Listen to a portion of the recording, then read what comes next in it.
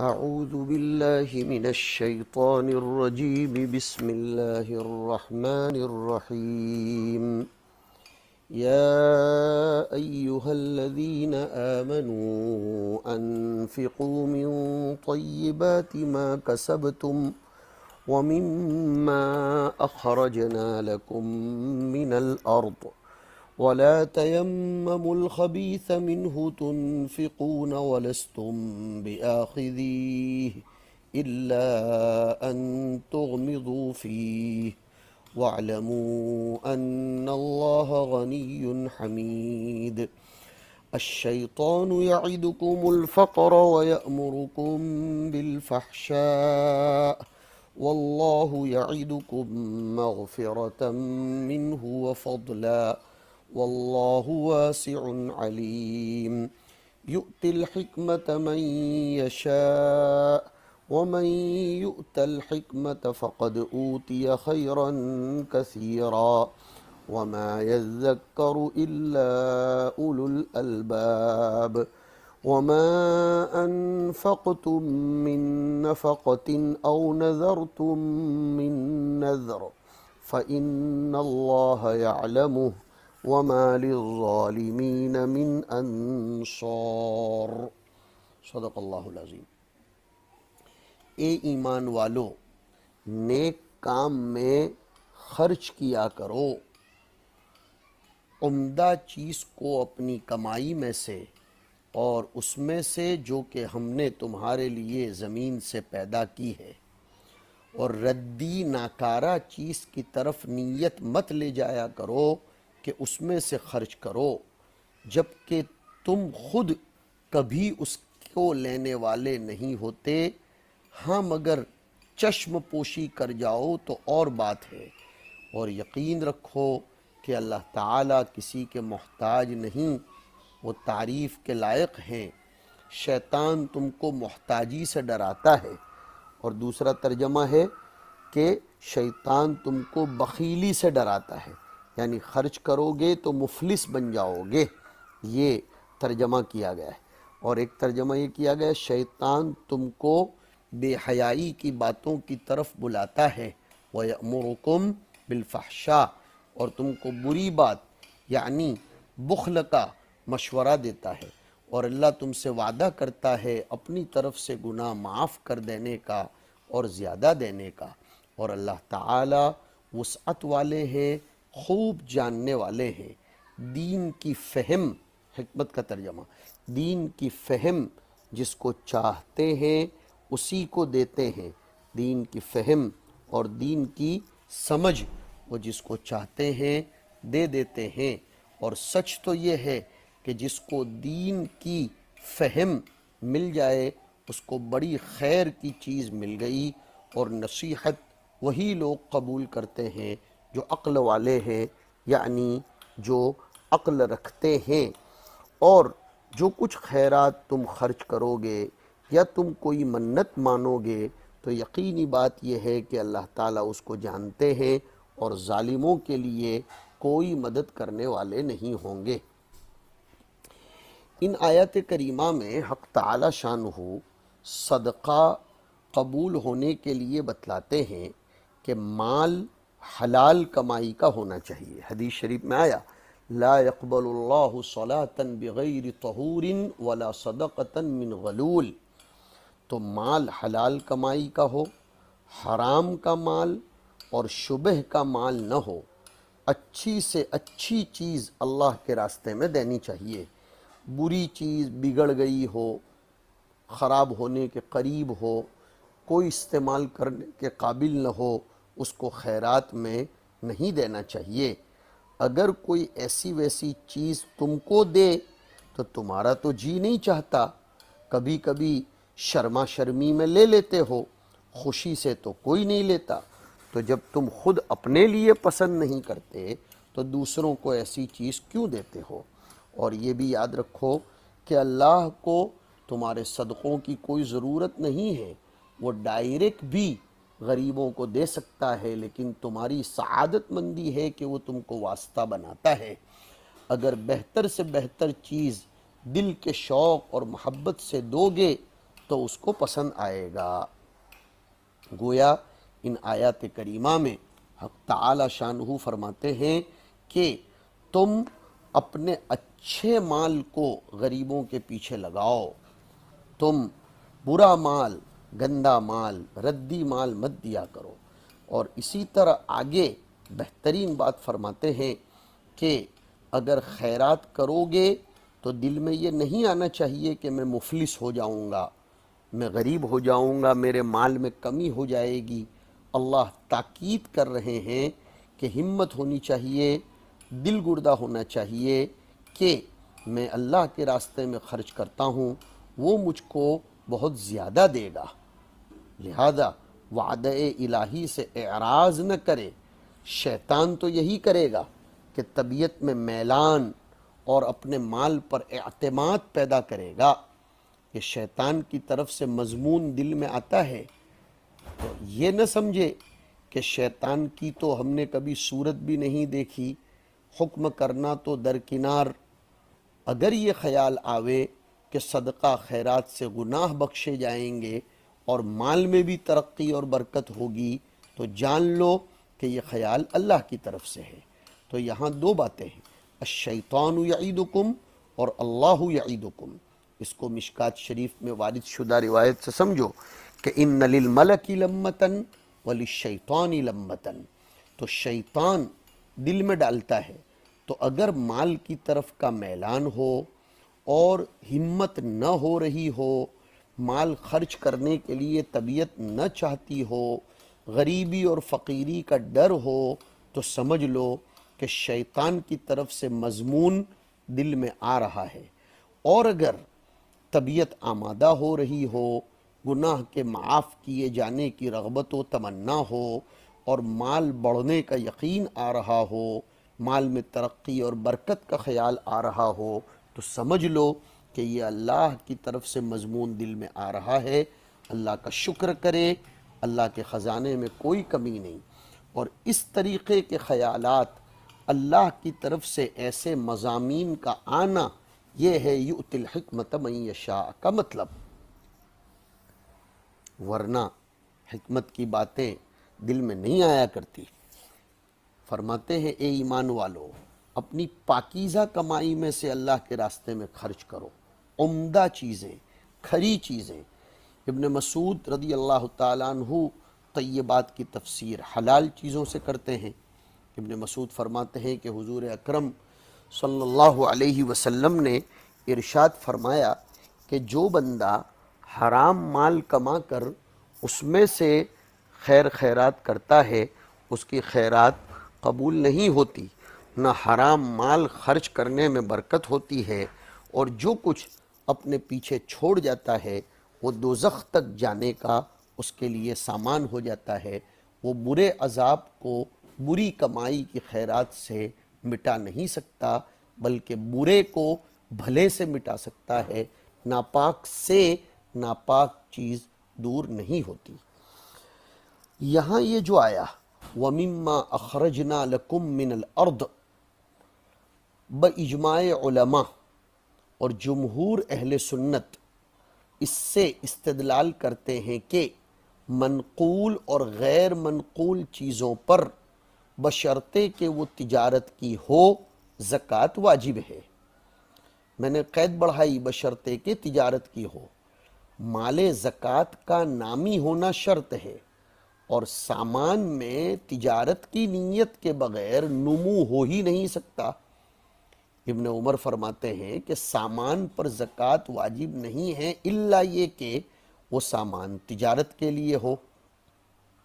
اسی طرح ثمنیت یعنی اشیاء کی قیمت بننے کی صلاحیت جو زکوٰۃ کے لیے شرط ہے، وہ صرف نمو پذیر ہونے کی وجہ سے ہے۔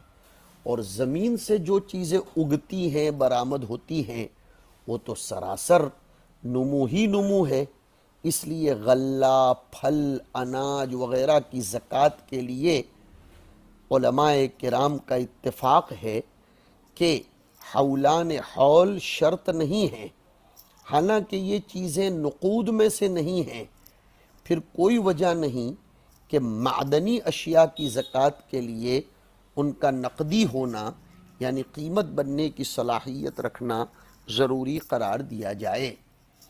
امام اعظم رحمۃ اللہ علیہ حضرت ابو ہریرہ کی اس روایت سے استدلال کرتے ہیں جو صحاح ستہ میں ہے کہ حضور نے فرمایا وَفِي الرِّكَازِ الْخُمْسُ، لفظ رکاز میں معدن بھی آ جاتا ہے، اور کنز یعنی مسلمانوں کے قبضے سے پہلے کے گڑے ہوئے خزانے کو بھی رکاز کے معنی میں لیں گے۔ رکاز وہ ہے جو کانوں کے اندر اللہ پیدا کرتا ہے، اور جاہلیت کے دفینے مسلمانوں کے قبضے سے پہلے کے گڑے ہوئے خزانے اور کان سے برآمد ہونے والے سونے چاندی کے ٹکڑے۔ صاحب نہایہ نے لکھا ہے کہ اہل حجاز کے نزدیک رکاز ایسے خزانوں کو کہتے تھے جو جاہلیت کے زمانے کا ہو۔ دوسری بات یہاں یہ سمجھو کہ نفلی صدقہ اور خیرات کافر کو بھی دے سکتے ہیں، البتہ زکوٰۃ اور صدقات واجبہ مسلمانوں کے سوا کسی کو نہیں دے سکتے۔ حضور نے معاذ ابن جبل کو یمن کا گورنر بنا کر جب بھیجا تھا تو فرمایا تھا کہ تؤخذ من اغنیائہم فترد علی فقرائہم، معرفہ کا اعادہ معرفہ سے کر کے بتا دیا کہ مسلمانوں کے اغنیاء سے لے کر مسلمانوں کے فقیروں ہی پر تقسیم کیا جائے گا، کافر فقیروں پر اس کا تقسیم کرنا جائز نہیں ہوگا۔ صحابہ نے اپنے مشرکین رشتہ داروں کے ساتھ سلوک اور احسان کرنے کو مکروہ سمجھ کر حضور سے فتویٰ پوچھا تھا، تو آپ نے یہ اجازت دی تھی کہ نفل صدقے آپ اپنے کافر رشتہ داروں کو بھی دے سکتے ہو۔ تو ان آیات کریمہ میں اس طریقے کی ترغیب وغیرہ دی گئی ہے، اور انسان کے دل میں شیطان کی طرف سے جو کچھ باتیں آتی ہیں اس کو بھی حق تعالی شانہ اشارے میں فرماتے ہیں، اور پھر حکمت کے باب میں فرمایا کہ اللہ جس کو چاہتا ہے دین کی باتوں میں دانائی اور خیرات کرنے میں سمجھ عنایت کرتا ہے کہ کس نیت سے، کس مال سے، کس کو کس طرح محتاج کو دینا چاہیے، اور جس کو سمجھ بوجھ مل گئی اس کو بڑی نعمت اور بڑی خوبی مل گئی۔ اور یہاں منت کا مسئلہ بھی جان لینا چاہیے کہ جو کچھ خیرات کی جائے تھوڑی یا زیادہ، بھلی نیت سے یا بری نیت سے چھپا کر یا لوگوں کو دکھا کر یا منت مانی جائے کسی طرح کی، تو بے شک اللہ تعالیٰ کو پورا علم ہے۔ نظر تم من نظرن، ساری چیزوں کا اللہ کو علم ہے، اور جو لوگ مال خرچ کرنا، منت ماننا، اس میں اللہ کے حکم کے خلاف کرتے ہیں، ان کا کوئی مددگار نہیں ہوگا۔ اللہ جو چاہے ان پر عذاب کرے۔ منت قبول کر لینے سے واجب ہوتی ہے، اگر ادا نہیں کی گئی تو گنہگار ہوگا۔ تو منت کا، نظر کا مال یہ صدقات واجبہ میں شمار کیا جائے گا، لہذا اس کو مصارف زکوٰۃ ہی میں خرچ کرنا چاہیے، اور نظر منت اللہ کے سوا کسی کی نہ مانی جائے، اللہ کے واسطے ہی نظر اور منت ماننا جائز ہے۔ یہ چند مسائل یہاں یاد رکھے جائیں۔ دوسری بات، اس آیت کریمہ میں غربا کی رعایت کی گئی ہے۔ طیباتی ما کسبتم فرمایا ہے، نہیں، کیا فرمایا؟ انفقوا من طیباتی ما کسبتم۔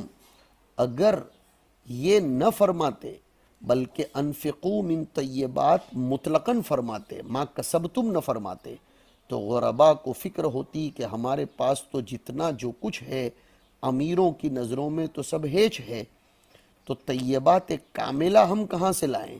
اس لیے اللہ نے فرمایا طیبات کاملہ کی ضرورت نہیں، بلکہ تمہارے پاس جو کچھ ہے، جو کچھ تھوڑا بہت کمایا ہے، اس میں سے پاکیزہ مال خرچ کرو، اس میں سے چھانٹ کر دی مال اللہ کے واسطے نکالو، اور من لگا دیا تھوڑا بہت بھی نکالو۔ حدیث شریف میں ہے کہ جب نیا کپڑا پہنے تو پرانے کو خیرات کر دے، نیا جوتا پہنے تو پرانے کو۔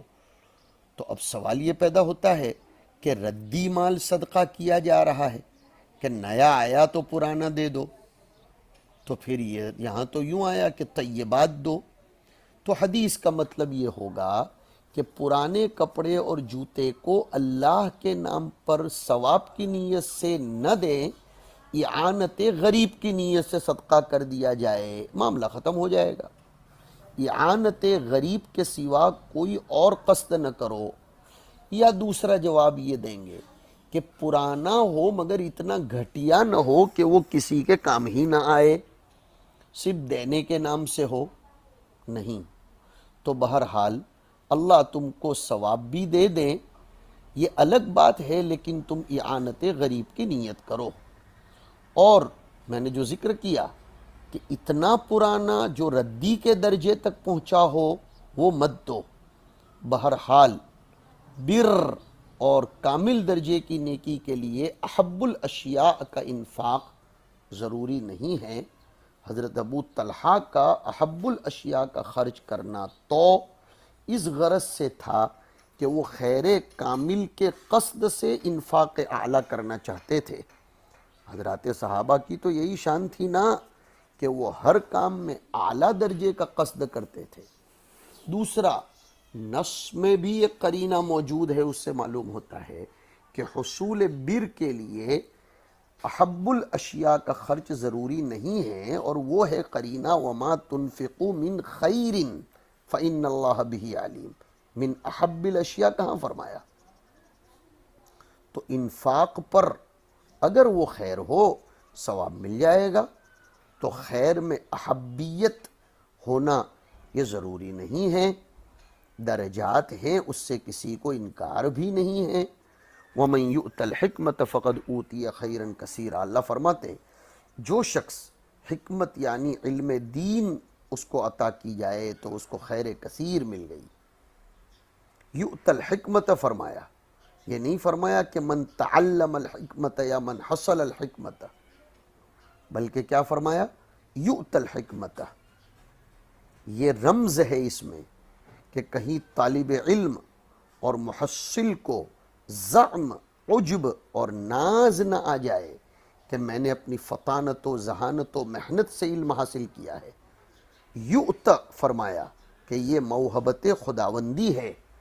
علم جہاں جہاں بھی آیا، اوتو یؤت آیا، وما اوتیتم من العلم الا قلیلا، یرفع اللہ الذین آمنوا منکم والذین اوتوا العلم درجات۔ پتہ چلا کہ وہ جس کو چاہتے ہیں اسی کو عطا کرتے ہیں، اگرچہ اس کے اسباب مکتسبہ ہیں، اس لیے انسان کو تو تحصیل کا مکلف بنایا اور کہا کہ طلب العلم فریضۃ علی کل مسلم، لیکن سعی کے بعد علم دین کا حاصل ہو جانا یہ موہوب من اللہ ہے۔ سعی انسان کے بس میں ہے، لیکن علم حاصل ہو جائے سعی کے بعد یہ اس کے بس میں نہیں ہے، یہ تو موہوب ہے، مکسوب نہیں ہے۔ جیسے نکاح فعل اختیاری ہے، مجامعت فعل اختیاری ہے، مگر اولاد یہ غیر اختیاری ہے، اس لیے اس میں بھی تو لفظ ہبہ آیا ہے۔ الحمدللہ الذی وہب لی، یہ بہت دقیق بات ہے، اس کو سمجھو۔ تو کتابیں پڑھنا، محنت کرنا، یہ سامان تحصیل مہیا کرنا سب افعال اختیاریہ تو ہیں، لیکن حصول علم دین غیر اختیاری ہے، اس لیے کہ حقیقت میں علم دین حقائق دینیہ کے قلب پر وارد ہونے کا نام ہے، اور حقائق دینیہ کا قلب پر ورود یہ موہوب خداوندی ہے۔ آپ دیکھتے ہو اپنے درجوں میں بھی کہ دو طلباء کو لے لو جو دونوں ہر طرح ظاہری اسباب تحصیل میں برابر کے ہیں، استاذ دونوں کے ایک، توجہ بھی دونوں کی ایک، کتابیں بھی دونوں کے پاس ایک، سبق بھی دونوں لکھتے ہیں، کتابیں منگواتے بھی ہیں دونوں ایک، تدریس، حاشیہ، تصنیف وغیرہ کا کام بھی دونوں سے برابر لیا جا رہا ہے، دونوں کی مدت تعلیم بھی ایک، عمر بھی ایک، فطانت و ذہانت بھی ایک، لیکن ایک میں تقوی زیادہ ہے تو ضروری ہوگا کہ متقی کا علم لطیف اور بڑھا ہوا ہوگا، اور یہ امر مشاہد ہے۔ بلکہ بعض موقعوں پر تو متقی اس درجے کا ذہین نہیں ہوتا جس درجے کا دوسرا ہے جو اس سے تقوی میں کم ہے، مگر باوجود اس کے متقی کا علم زیادہ لطیف اور دقیق ہوتا ہے۔ اسباب ظاہریہ برابر ہوتے ہوئے تقوی کی برکت سے علم لطیف ہو جاتا ہے۔ یہ موہوب ہونے کی طرف ہی تو اشارہ ہے۔ پتہ چلا کہ حصول علم دین محض وہابی ہے، تحصیل علم دین کسبی ہے۔ دونوں میں فرق خوب اچھے طریقے سے سمجھ لو، اور نکاح کے اعتبار سے اس کو ایک دوسرے پر قیاس بھی کر لو۔ دوسرا، آیت میں حکمت یعنی علم دین کو خیر کثیر کہا گیا۔ صرف خیر کا لفظ بھی کافی تھا، لیکن کثیرن آیا۔ اللہ تعالیٰ جس چیز کو بہت اچھا کہہ دے تو پھر اس کا درجہ ہی کیا ہوگا، تو مبالغے کے لیے کثیرن کا لفظ لائے۔ علم دین بہت بڑی نعمت ہے، حکمت سے جس کو تعبیر کیا گیا، اور بہت اچھا ہونے کے دو درجے ہیں۔ ایک تو یہ کہ کوئی چیز بہت سی چیزوں سے یا کسی خاص چیز سے بہت اچھی ہو، اور دوسرے یہ کہ تمام چیزوں سے زیادہ عمدہ ہو۔ یہاں ظاہراً دوسری شکل مراد ہے، کیونکہ یہاں مفضل علی مذکور نہیں ہے، تو یہاں مراد یہ ہے کہ علم دین ساری اچھی چیزوں سے بڑھ کر ہے۔ اس خیر کے مفضل علی میں تمام عمدہ چیزیں آ گئیں۔ مال و دولت تو کمال ہے ہی نہیں، اور نہ وہ اچھی ہیں، بقدر حاجت وہ محمود ہے اور مقصود کا وسیلہ ہے، لیکن وہ خود مقصود نہیں، اس لیے علم کا مفضل علی مال تو رہتا ہی نہیں ہے۔ لہذا علم کے مقابلے میں مال کی تو مفضل علی ہونے کے اعتبار سے بھی کوئی حیثیت نہیں ہے۔ حکمت اس کے مقابلے میں مال کی کوئی حیثیت نہیں۔ سوال پیدا ہوتا ہے ایمان، تو ایمان تو حکمت میں داخل ہے، کیونکہ ایمان تصدیق قلبی کا نام ہے، اور ظاہر ہے کہ تصدیق قلبی علم ہے۔ جنت تو وہ اس خیر کے مفضل علی میں داخل ہے، کیونکہ ایمان کے علم دین کی ایک فرد ہے، جنت سے افضل ہے، اور وہ ایمان علم میں داخل ہے، تو وہ حکمت اور وہ علم جنت سے بھی افضل ٹھہرا۔ اگرچہ بعض لوگوں نے جنت کو ایمان سے افضل کہا ہے، اور یہ دلیل دی کہ من جاء بالحسنۃ فلہ خیر منہا، جو نیکی کرے گا تو اس کو اس نیکی سے بڑھ کر بدلہ ملے گا۔ اس سے کچھ لوگ کہتے ہیں کہ علم سے جزائے عمل افضل ہے، اور اعمال میں ایمان بھی ہے، لہذا ایمان کی جزا یعنی جنت ایمان سے افضل ہوئی۔ لیکن یہ استدلال محل نظر ہے، کیونکہ یہاں خیر سے مراد جنت نہیں، بلکہ حکمت سنت ہے۔ پتہ چلا کہ آدمی جو نیکی کرتا ہے، چاہے وہ ایمان ہو یا دیگر اعمال، اللہ اس عمل کو بڑھا دیتے ہیں۔ مثلا ایک نیکی کو بڑھا کر 10 نیکی، پھر ان 10 نیکی پر جزا مرتب ہوتی ہے، اور دوسری آیت میں صراحت ہے کہ وہ بڑھائی ہوئی چیز حسنہ ہی تو ہے۔ من جاء بالحسنۃ فلہ عشر امثالھا، اور ظاہر ہے کہ امثالھا میں ضمیر جو مضاف الیہ ہے، امثالھا اس کا مرجع حسنہ ہے، تو حسنہ کے امثال حسنہ ہی ہیں، حسنہ کے امثال حسنات ہی ہیں۔ جیسے کسی نے 2 رکعت نماز پڑھی تو اس کو پہلی 20 رکعت یعنی 10 گنا فرمایا، پھر اس 20 رکعت کا ثواب مرحمت فرمایا۔ کام کمزور تھا لیکن لکھا گیا قوی، تھوڑا کیا تھا تحریر میں لایا گیا زیادہ، تو حسنات مضاعفہ کا حسنہ معمول بہا سے افضل ہونا لازم آیا، نہ کہ جزا کا عمل سے افضل ہونا لازم آتا ہے۔ بہرحال حکمت یہ بہت بڑی نعمت ہے، جس کو نصیب ہو جائے اس کو اللہ کی بارگاہ میں شکر ادا کرنا چاہیے۔ حضور پاک علیہ الصلاۃ والسلام نے عبداللہ ابن عباس رضی اللہ تعالی عنہما کے لیے اسی حکمت کی دعا فرمائی تھی، جس کے نتیجے میں اللہ نے ان کے قلب پر قرآنی علوم کا وافر حصہ کھول دیا تھا۔ اللہم علمنا الکتاب والحکمت وفقہنا فی الدین وصلی اللہ علی النبی الکریم۔